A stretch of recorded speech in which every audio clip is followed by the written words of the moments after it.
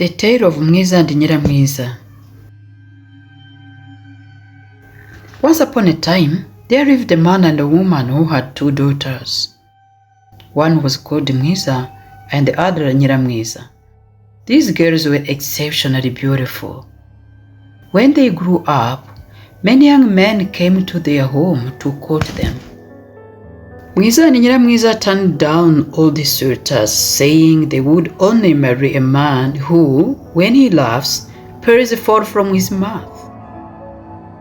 Time went by. One day, a man who had heard about the girl's condition came, but this man was not human. He was a beast disguised as a man. He arrived with his mouth full of pearls. As soon as he stepped through the gate and laughed, the pearls scattered on the ground. The girls exclaimed, "This is the man we've been waiting for." Without delay, the man took Mwiza and Nyiramwiza and they became his wives. When he reached his home, the man told them that he lived by hunting. He would leave early in the morning to hunt and return in the evening with game, which they would cook and eat. The girls agreed. Because he was truly a beast, hunting was his way of life. While with girls, he appeared as a man. But when he went out to hunt, he returned to his beast form. Days passed like this. Every night, when they were in bed, the man would wake in the middle of the night to sharpen his knife at the wet stone near the gate. As he sharpened, he would sing, "Sharpen, sharpen, sharpen, knife of cream. I shall eat the elder and the younger. I shall eat the upright breast, and also the other upright one." One day, just before the beast was ready to eat them, the girls were visited by an old woman who knew the beast's secret. She greeted them and they welcomed her. She said, "My daughters, I've come to tell you that the man you live with is not a human being. He's a beast in disguise." The girls were frightened. The old woman continued, "My children, do you really think the one you live with is a man?" They replied, "Oh, yes. We married an extraordinary man, the one who loves pearls." The woman said, "If you think I'm lying, tonight when he returns, cook as usual and go to bed, but stay awake. You will hear how he rises at midnight and boasts of eating you." She handed them medicine and gave these instructions. "Place some at the gate, some in the living room, some in the bedroom, and some in the compound.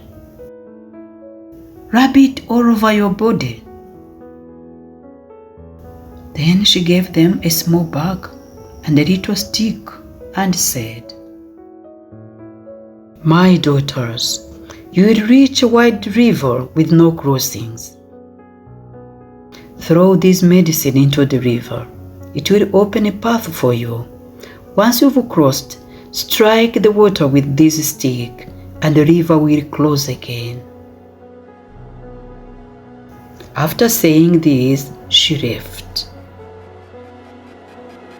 The girls, now terrified, carefully hid the medicine. That evening, they remembered not to fall asleep. After dinner, they went to bed but stayed awake.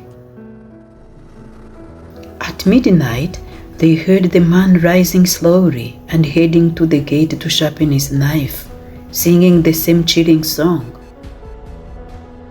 Now they were sure the old woman had told them the truth. At dawn, after he left to hunt, they packed their belongings and followed the instructions. They applied the medicine, pressed it in all the right places and fled. Soon the beast returned without game. It was the day he had planned to eat his wives.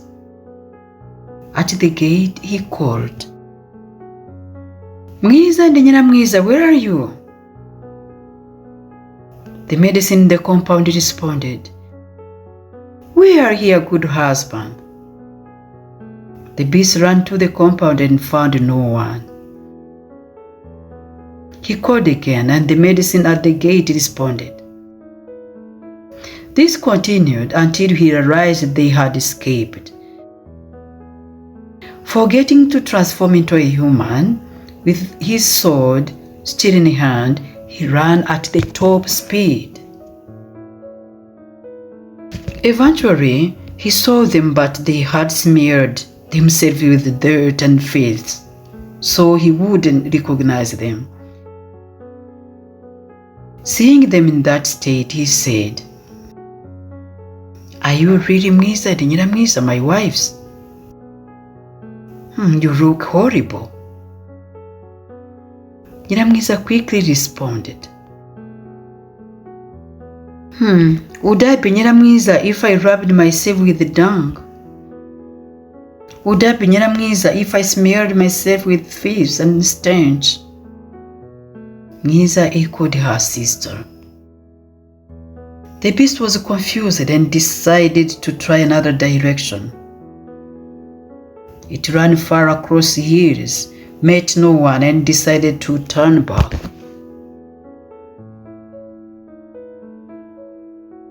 Meanwhile, Mwiza and Nyiramwiza had reached the river.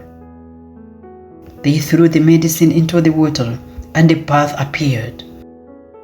Once across, they struck the water with a stick, and the river crossed. They washed themselves and applied lotion. They looked beautiful again. The beast reached the river and saw the girls bathing on the other side. Water filled its mouth. It remembered it was supposed to eat them, but now it was too late. It stepped into the river, trying to catch them, but the river swept it away. This is the end of the story.